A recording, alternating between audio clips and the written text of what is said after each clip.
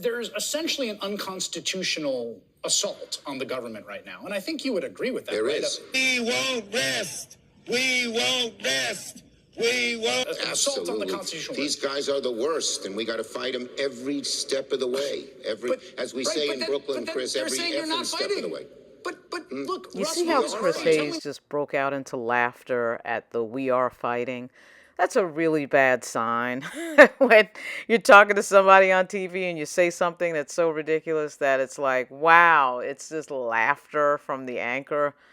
Well, this has been quite a week for the Democratic Party. But he's telling people on the floor, we are not even going to listen to this CR. This is a piece of paper that we will impound and rip up the moment it's passed. If that's the case, how is voting for cloture not essentially an imprimatur on the very same assault on the constitutional order? They're already, even without this CR, they're already doing it. Right. Okay? They did it to the Department of Education.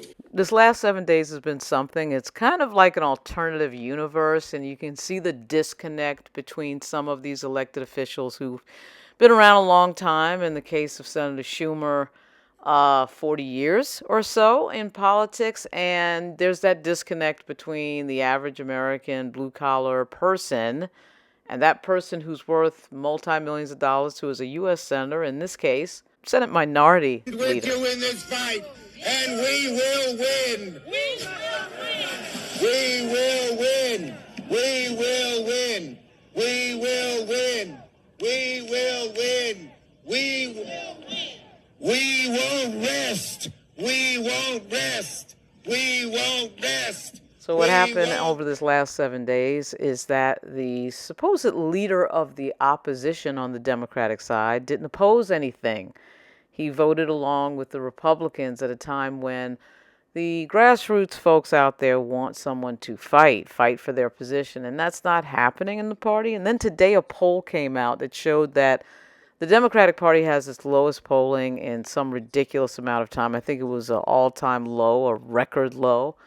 That's pretty shocking, and something has probably got to give. But this is a very strange situation where you have a senior member of the party, and really the de facto leader of the party in terms of one of the highest-ranking officials in the Democratic Party, who's sort of disconnected from what good messaging is at a time when one would think the Democrats would be operating on offense, but they're not. And this story is going to get, I think, very bumpy for Chuck Schumer in the weeks ahead. This is Lauren Burke. A lot to say here, but I thought I would just do like a little intro there. I talk about politics, communication strategy, crisis management, and sometimes celebrity. I'll be back soon.